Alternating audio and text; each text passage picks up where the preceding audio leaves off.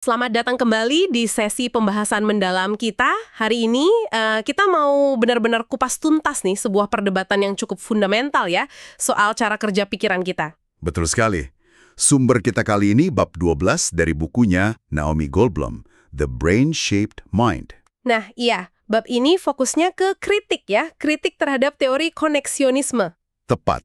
Anda ingat kan? Koneksionisme itu pendekatan yang mencoba menjelaskan pikiran kita berdasarkan cara kerja jaringan saraf di otak. Inspirasinya biologis banget. Oke, jadi misi kita sekarang ini kita coba bongkar argumen-argumen utama yang melawan pandangan koneksionis ini. Siapa aja sih yang kritik? Terus apa dasar argumen mereka yang paling kuat gitu ya? Dan tentu saja gimana para pendukung koneksionisme jawabnya. Penting nih buat kita semua ya kan? Karena ini kan nyambung ke gimana kita memahami cara kita berpikir, diri kita sendirilah intinya. Oke, mari kita langsung mulai aja. Siap.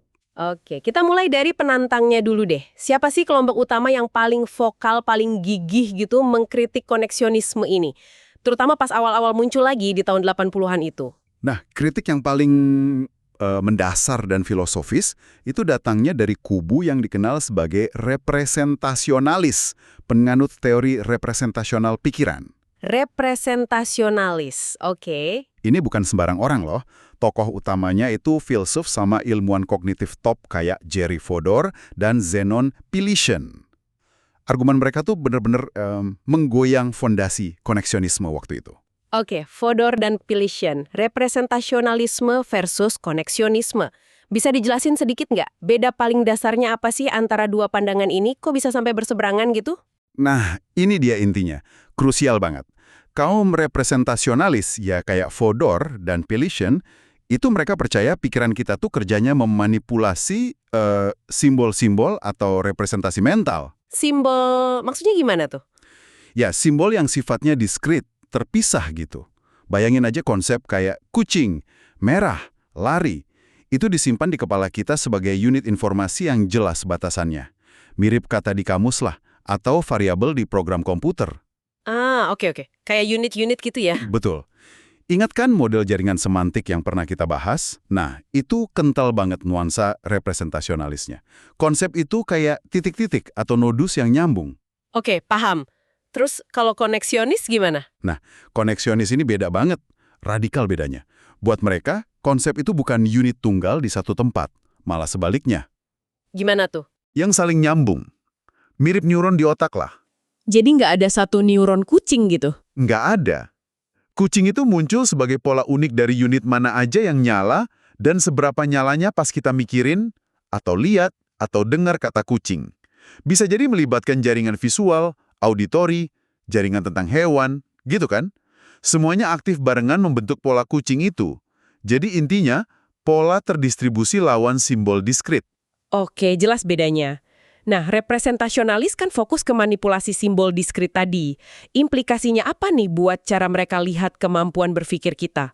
Apa yang bikin mereka merasa ini lebih unggul dari koneksionisme? Implikasi utamanya ada di dua hal kunci yang mereka anggap fundamental buat pikiran manusia. Namanya sistematisitas sama produktivitas. Sistematika dan produktivitas. Apa tuh maksudnya? Gini, Fodor sama Pilishen tuh ngotot banget kalau pikiran kita kerjanya sistematis. Maksudnya, kalau kita bisa mikir atau paham satu kalimat, kita otomatis juga bisa mikir atau paham kalimat lain yang strukturnya mirip. Contohnya? Contoh klasik mereka nih, kalau Anda paham kalimat John mencintai Mary, Anda secara otomatis harus bisa juga paham Mary mencintai John, nggak perlu belajar lagi secara terpisah. Ah, oke. Tinggal dibalik aja gitu ya? Iya, karena menurut mereka pikiran kita tuh memanipulasi komponen-komponennya, John, Mary, mencintai, pakai aturan tata bahasa atau logika internal, kayak nyusun balok Lego aja gitu. Oke, itu sistematika. Terus kalau produktivitas? Produktivitas itu nyambung erat, maksudnya kemampuan kita buat bikin dan paham kalimat atau pikiran baru yang jumlahnya nggak terbatas, padahal elemen dan aturannya terbatas. Nah, Fodor dan Pilishen ini skeptis banget. Skeptis sama koneksionisme? Iya. Mereka ragu model jaringan koneksionis yang nggak punya simbol diskrit dan aturan eksplisit gitu, bisa ngejelasin dua hal fundamental ini.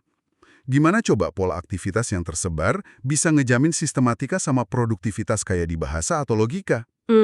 Tantangan serius ya. Banget. Mereka nantang koneksionis buat buktiin kalau model mereka tuh bukan sekedar asosiasi pola biasa, tapi bisa nangani struktur kompleks kayak gitu. Nah, ini nih yang seru. Gimana kubu koneksionis jawab tantangan sepundamental ini? Apa mereka ngaku kalah soal sistematika dan produktivitas? Atau mereka punya argumen balasan? Nggak mungkin diam aja kan? Ya nggak mungkin lah. Mereka lawan balik dong. Dan jawaban mereka tuh bisa dikelompokin jadi dua jalur utama yang menarik banget. Oke, apa aja tuh? Jalur pertama, mereka justru mempertanyakan asumsi dasarnya si representasionalis itu sendiri. Koneksionis bilang, kognisi manusia di dunia nyata tuh nggak selalu serapi atau sesistematis klaimnya Fodor dan Pilishen. Oh iya, malah nggak serapi itu. Iya, pikiran kita tuh justru penuh sama keanehan, pengecualian, sensitif banget sama konteks, terus banyak bias yang susah dijelasin kalau cuma pakai aturan simbol yang kaku. Wah, menarik nih. Jadi koneksionis bilang target yang dipasang representasionalis itu ketinggian gitu. Bisa kasih contoh nggak? Gimana pikiran kita ini kadang nggak sistematis atau nggak rapi? Bisa banget. Ambil contoh sistematika tukar elemen tadi deh. Kata representasionalis, kalau paham anak laki-laki menendang bola, otomatis paham bola menendang anak laki-laki. Iya, tadi kan gitu ya. Secara tata bahasa mungkin oke, tapi secara makna atau pemahaman kita soal dunia, kalimat kedua aneh kan? Atau malah nggak mungkin. Kemampuan kita nuker subjek sama objek itu nggak mekanis gitu aja. Dipengaruhi banget sama pengetahuan kita soal dunia nyata. Oh iya juga ya, bola kan nggak bisa nendang orang. Nah, itu dia. Contoh lain, kita paham dilarang merokok di sini sama dilarang parkir di sini. Mirip kan strukturnya. Tapi apa kita otomatis bisa bikin kalimat dilarang merokok parkir di sini? Kan ngaco. Haha, iya juga. Nggak nyambung. Jadi, kemampuan kita gabungin atau nuker elemen bahasa itu kompleks banget. Tergantung makna, konteks, pengalaman kita sama pola bahasa yang biasa kita dengar. Bukan sekedar ikutin aturan abstrak. Jadi argumen pertama koneksionis, mungkin representasionalis terlalu menyederhanakan realita kognisi manusia. Target sistematika sempurna itu sendiri perlu dipertanyakan. Oke. Jadi argumen pertama itu menantang standarnya. Tapi gimana dong sama bagian pikiran kita yang emang kelihatan sistematis? Nggak bisa dipungkiri kan ada aspek-aspek yang kayak ngikutin aturan gitu. Apa koneksionis bisa jelasin gimana model jaringan mereka yang pakai pola terdistribusi itu bisa ngasilin perilaku yang kelihatannya sistematis? Ini jalur jawaban kedua ya? Tepat sekali. Ini jalur respons kedua. Dan di sini nih, potensi kuatnya model koneksionis kelihatan. Mereka berusaha nunjukin kalau model jaringan mereka, meskipun nggak nyimpen aturan simbolik secara langsung, bisa memunculkan perilaku yang kelihatannya sistematis dan produktif. Muncul gitu aja, bukan diprogram? Betul. Sebagai hasil dari proses belajar dan interaksi di dalam jaringan itu sendiri. Istilahnya itu emergent property. Sifat yang muncul, bukan sesuatu yang sengaja dimasukin. Contohnya gimana tuh bisa muncul? Misalnya nih, kita balik ke model jaringan relasional di bab 7 buku Goldblum. Model itu kan bisa dilatih buat nyimpan fakta kayak Dina adalah putri Lia. Nah, jaringan ini nggak nyimpan kata Dina atau putri sebagai simbol yang misah-misah. Terus gimana? Kata-kata itu direpresentasiin sebagai pola aktivasi. Nah, karena kata-kata kayak putri, ibu, anak perempuan sering muncul barengan dalam konteks relasi keluarga yang mirip, unit-unit yang mewakili kata-kata itu di jaringan, setelah dilatih, cenderung punya pola aktivasi yang tumpang tindih atau nyambung erat. Oh, jadi karena sering dipakai bareng, koneksinya jadi kuat gitu? Iya, semacam itu. Ini bisa ngejelasin kenapa kita bisa paham struktur kalimat dan hubungan antar kata. Bahkan bisa bikin generalisasi. Misalnya, kalau X anaknya Y, kemungkinan Y ibunya X. Tanpa perlu ada aturan eksplisit jika maka. Struktur itu muncul dari pola koneksi antar unitnya. Menarik. Terus gimana soal kalimat aneh tadi? Kayak dilarang merokok parkir. Nah, itu bisa dijelasin juga pakai koneksi antar jaringan yang beda. Misalnya, ada jaringan buat proses struktur kalimat, ada jaringan buat nyimpen makna kata. Oke. Kata merokok dan parkir mungkin ada di jaringan kata kerja kita. Tapi pola aktivasi mereka nggak punya tumpang tindih yang pas di jaringan struktur kalimat. Atau makna untuk digabungin jadi merokok parkir. Kita nolak kombinasi itu bukan karena kita ngecek buku tata bahasa, Tapi karena pola aktivasi gabungannya itu nggak cocok sama pola-pola yang pernah kita pelajari dari pengalaman kita pakai bahasa. Jadi ini kayak gambaran yang lebih rumit ya. Koneksionis merasa pendekatan mereka, walau mungkin belum sempurna banget nih modelnya, tapi punya potensi lebih oke buat jelasin kekayaan dan kerumitan bahasa dan pikiran kita, baik yang sistematis maupun yang enggak. Jadi mereka anggap representasionalisme terlalu kaku gitu. Persis, argumennya gitu. Representasionalisme karena fokusnya ke simbol dan aturan abstrak, mungkin jadi ngabaikan peran penting dari pengetahuan kita soal dunia, pengalaman, dan belajar dari pola. Padahal, itu semua kan ngebentuk kemampuan kognitif kita, termasuk bahasa. Koneksionisme coba nyatuin itu semua dalam satu kerangka yang inspirasinya ya dari cara kerja otak. Mereka nggak bilang modelnya udah final, tapi mereka lihat ini arah yang lebih menjanjikan buat paham pikiran yang benar-benar dibentuk oleh otak. Sip, sip. Nah, selain perdebatan filosofis tingkat tinggi sama representasionalis tadi, ada juga kan kritik lain yang muncul kayaknya lebih nyerang ke absahan ilmiahnya atau kepraktisannya gitu ya. Betul. Bahkan ada yang sampai nuduh ini sains buruk. Itu kan datang dari orang kayak A.K. Dewitt nih. Tuduhan sains buruk ini kan berat banget. Gimana kita sebaiknya nanggepin kritik setajam ini? Iya, tuduhan kayak gitu emang provokatif banget ya. Dan kita perlu sikapi dengan hati-hati, kritis juga. Si A.K. Dewitt ini di bukunya Yes, We Have No Neutrons, emang ngelontarin kritik pedes ke apa yang dia lihat sebagai klaim yang berlebihan dari pendukung koneksionisme. Tapi ironisnya, kayak yang ditunjukin Goldblum di bab 12, analisisnya Dewitt sendiri sering nggak konsisten sama kriteria sains bagus yang dia bikin. Kritiknya kadang lebih banyak retorika, sindiran gitu. Oh, nyindir juga? Iya, kayak ngejulukin mereka starry-eyed connectionist, koneksionis naif gitu. Dan generalisasi yang berlebihan, bukan analisis teknis yang dalam. Oke. Tapi ya, meskipun gitu, poin-poin kritik yang sering dikaitin sama Dedni atau kritikus lain waktu itu, emang perlu kita periksa. Karena ini nunjukin beberapa kekhawatiran umum soal koneksionisme. Coba kita pilah ya beberapa kritik spesifiknya. Boleh, boleh. Apa aja tuh poin utamanya? Yang sering diangkat, yang mungkin terinspirasi dari Dedni atau yang sejenisnya? Ada beberapa nih yang sering muncul. Pertama, masalah keterbatasan perception. Jadi ngungkit kritik lama dari Minsky sama Papert tahun 69 soal perseptron, model jaringan syaraf awal banget tahun 60-an. Seolah-olah masalah itu masih berlaku buat koneksionisme modern. Oke, perseptron terus? Kedua, kegagalan aplikasi praktis. Klaim kalau jaringan saraf tiruan atau ANN yang versi rekayasa buat komputer itu belum benar-benar sukses mecahin masalah praktis di dunia nyata kayak yang digembar-gemborin. Janjinya kemanisan, gitu. Soal aplikasi ya. Lanjut. Ketiga, masalah hill climbing. Ini nunjukin kalau algoritma belajar di jaringan koneksionis, kayak backpropagation, sering kejebak di solusi yang lumayan bagus saja, tapi bukan yang terbaik. Kayak naik bukit kecil, tapi nggak sampai puncak gunung tertinggi. Oke, kejebak solusi lokal. Apalagi? Keempat, ketidakrealistisan biologis. Kritik kalau unit-unit di model koneksionis itu terlalu sederhana, nggak mirip sama sekali sama neuron asli di otak yang kompleks banget. Jadi modelnya dianggap terlalu simpel dibanding otak asli. Terakhir, Kelima, kelemahan model spesifik. Nah, ini nunjuk kelemahan atau kegagalan model koneksionis tertentu pas coba jelasin fenomena kognitif spesifik. Contoh paling terkenalnya itu model belajar bentuk lampau kata kerja Inggris, model past tense dari Rumelhart and McLellan. wah lumayan banyak ya daftarnya. Oke, kita coba bedah satu-satu dari sudut pandang koneksionis sesuai penjelasan di bab 12. Gimana soal kritik pertama tentang keterbatasan perseptron? Masih relevan nggak sih itu? Ini argumen yang paling gampang dipatahin sih. Dan nunjukin kalau kritikusnya mungkin kurang update sama perkembangan bidang ini. Perseptron itu kan model super simple. Cuma satu lapis neuron yang bisa belajar. Iya, yang dikritik Minsky paper itu kan? Betul. Keterbatasannya emang ada. Contohnya nggak bisa belajar fungsi logika XOR.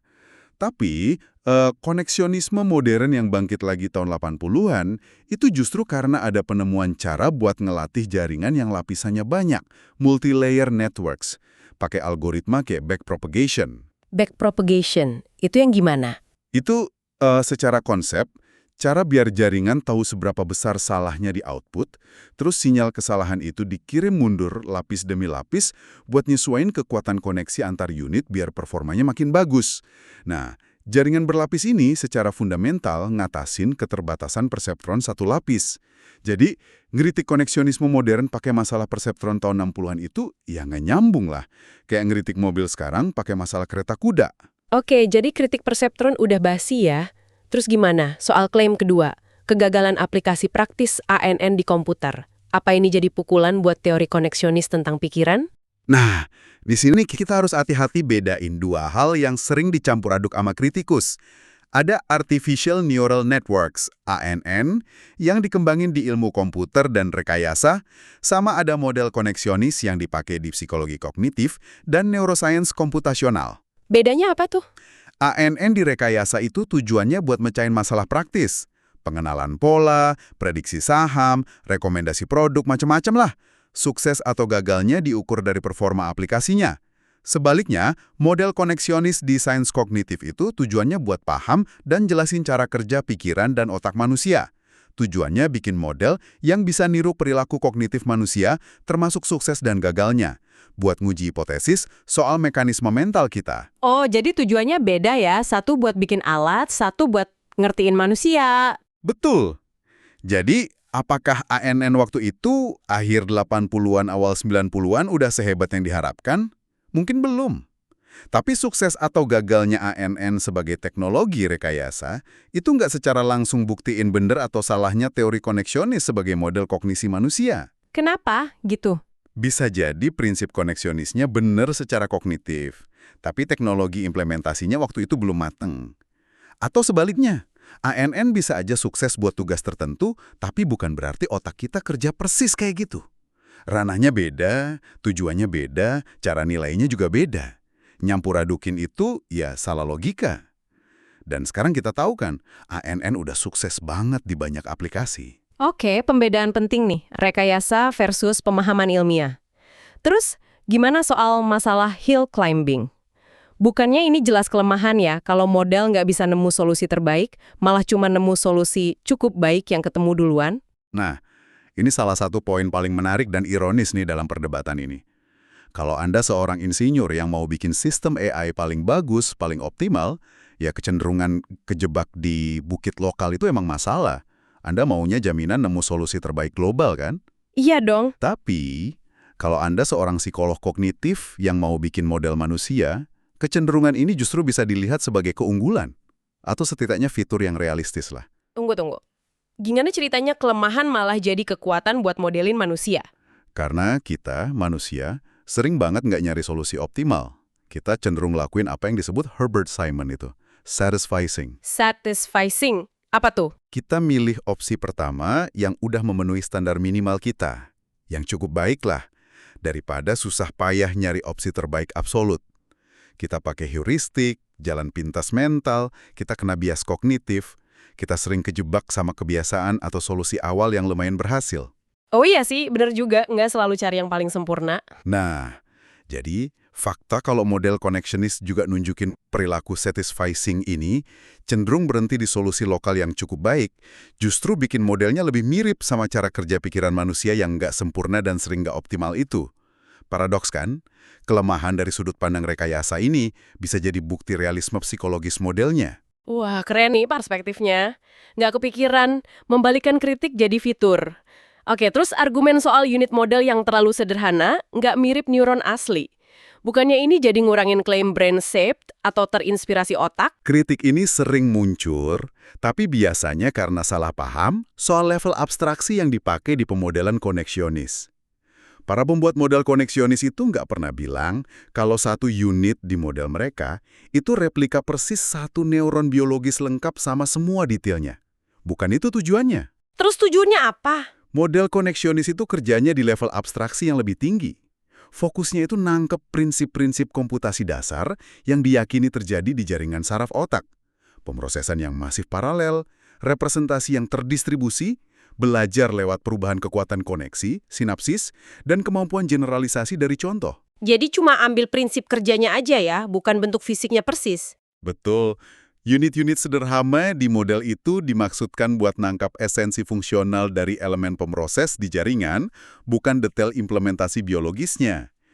Lagian, tingkat detail biologis mana yang perlu dimasukin ke model buat jelasin kognisi tingkat tinggi, itu juga masih jadi perdebatan kok di kalangan neuroscientist.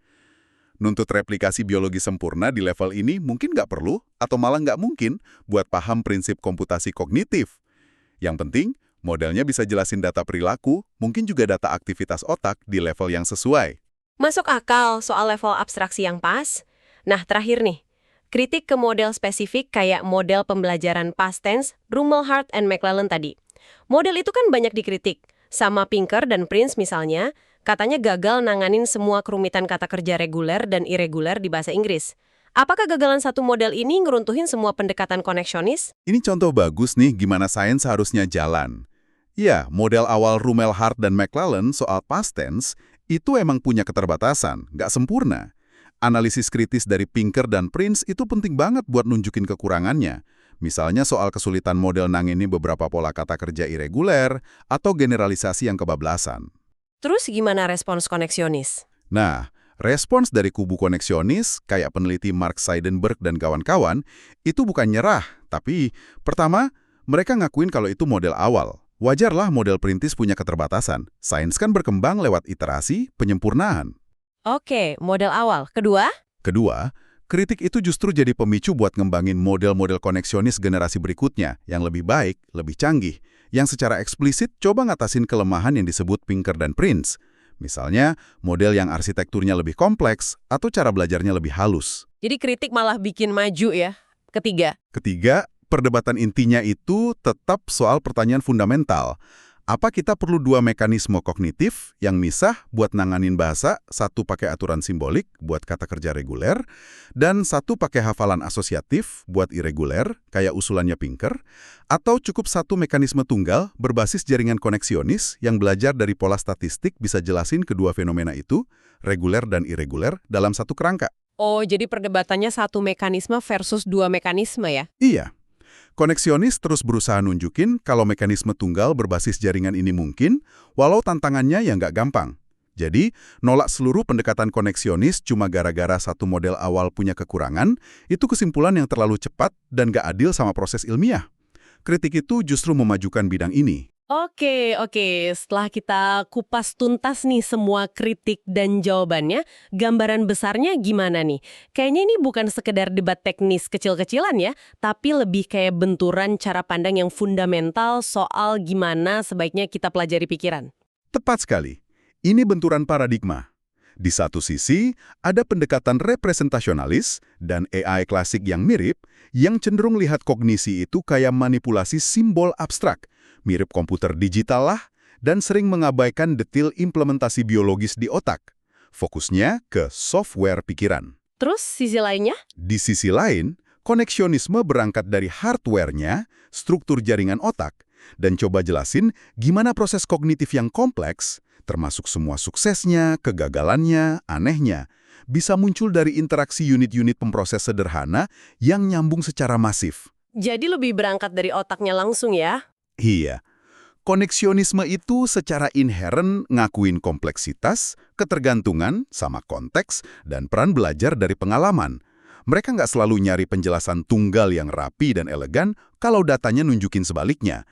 Meskipun model-model spesifiknya terus berkembang, dikritik, disempurnain, pendekatan dasarnya yang coba paham pikiran sebagai produk dari organ biologis spesifik, yaitu otak yang bentuknya jaringan, dianggap banyak orang sebagai arah yang lebih menjanjikan buat benar-benar paham pikiran yang dibentuk otak, brain-shaped mind, sesuai judul buku sumber kita. Luar biasa. Ini benar-benar perjalanan intelektual yang membuka mata ya, ke dalam ruang mesinnya ilmu kognitif. Jelas banget kalau usaha buat paham pikiran kita sendiri itu salah satu tantangan ilmiah terbesar. Dan perdebatan sengit kayak yang kita bahas ini justru jadi bahan bakar utamanya buat maju. Tesis, kritik, terus sintesis, pengembangan teori atau model yang lebih baik.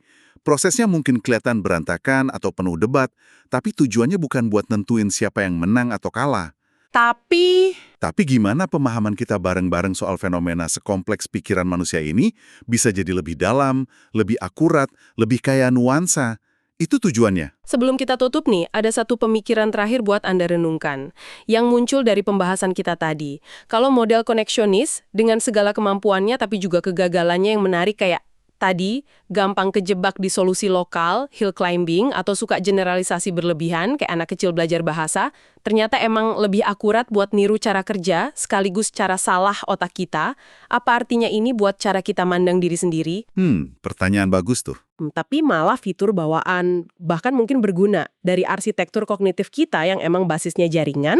Bisa jadi ya. Nah, gimana perspektif ini bisa ngubah cara Anda lihat proses belajar Anda sendiri, cara Anda ambil keputusan, atau bahkan paham kenapa kesalahpahaman tuh gampang banget terjadi antar manusia yang punya jaringan pengalaman yang beda-beda. Wah, dalam banget tuh. Ya, sesuatu untuk direnungkan. Terima kasih banyak sudah menyimak pembahasan mendalam kita kali ini. Semoga memberi Anda banyak bahan pemikiran ya. Sampai jumpa di penjelajahan berikutnya.